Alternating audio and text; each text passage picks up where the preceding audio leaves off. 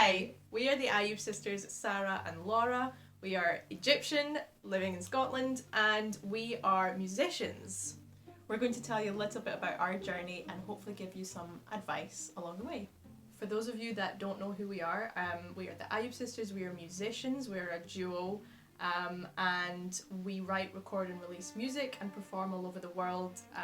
Some career highlights include a #1 album and performing for the Egyptian president. So Sarah, do you want to tell everybody what the reaction was within the Egyptian community when it was discovered that you want to follow a musical career?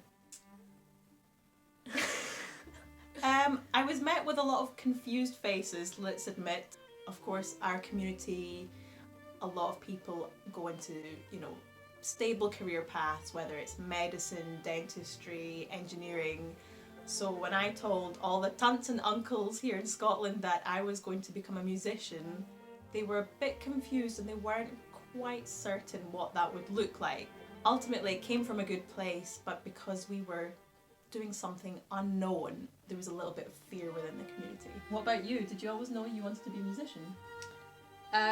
No, not quite as much as you did. I was very interested at school in biology and chemistry. Our father is a doctor, and between his influence on me and my actual love for those subjects at school, I was pretty unsure whether I would follow in his footsteps and do medicine or rebel and do music. So at one point in your life you were toying between medicine and music.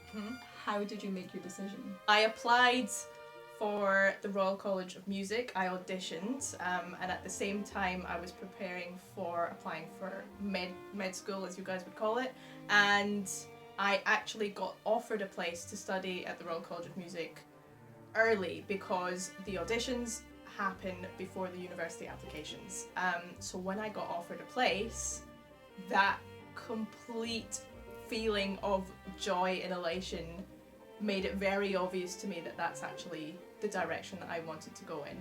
So I then had to tell my dad that unfortunately I wasn't gonna follow in his footsteps and be a doctor. So he was going to have 2 musicians Opa. and no doctors. So how did you first get into playing a musical instrument? So actually Mum started playing first. She enrolled in night classes when she moved here to Glasgow, and she started learning the keyboard, and apparently I would sit on her knee and say, I can do it better, and lo and behold I could actually play what she was trying to learn. So I think Mum saw that there was a little bit of promise, and so she enrolled me in lessons, and naturally you followed suit. I said, I can do it better than both of you, and then also started learning. So we started basically at the same time, started playing together, and have been basically playing together ever since, except about 5 years ago we decided to take a serious step and become a duo, professional duo, and play together for a living. I think we were particularly lucky that our parents were supportive of our musical curiosity, because I mean at age 4 and 7 it is curiosity. It's hard to tell if someone's really gifted, if they're going to make a career, if they're going to make it, but our parents were open-minded and did enroll us in lessons and then kind of encouraged us to enter competitions, play concerts, apply to music school, and I strongly believe that we are all born with a gift, whether it's the gift of singing, the gift of playing a musical instrument, whether you can swim, dance, be a pioneering entrepreneur. I think we all are born with a gift, but it's actually nurturing that gift and working really hard to kind of refine that craft, and then you can really produce something really beautiful and powerful with it. For those of you that might follow us online or on social media, you will see the highlights of what we do. But it's kind of like the tip of the iceberg analogy, that you have no idea what goes on underneath, and the amount of hard work, the amount of failures, failed attempts, rejections, hurdles, so on and so forth, that we face on a daily basis. The difference is we don't let that stop us, and we keep going despite the obstacles that we face.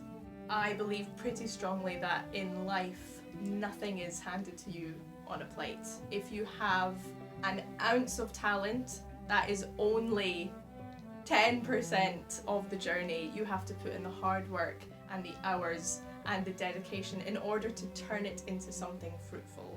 What I would say is do not be afraid to be unique, to explore your individuality, your own creativity, something that makes you special. We are all born with a gift, and once you realise that gift, it will give you so much joy.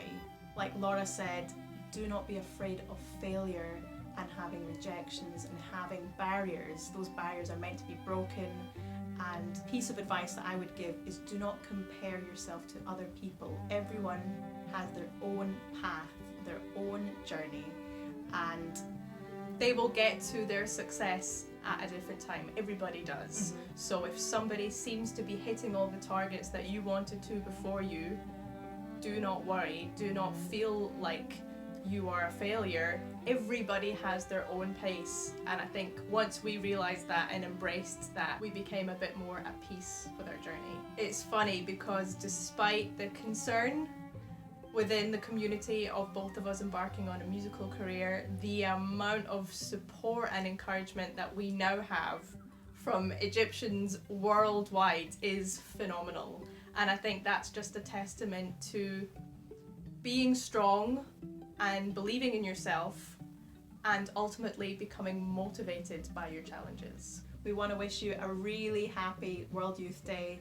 and wish you all the very best wherever you are in your careers. If you're starting out, if you're at a crossroads, or whether you're thinking of starting over, or whether you're on the right path and just needed a little bit of encouragement, go for it, and we hope to meet you all one day. bye!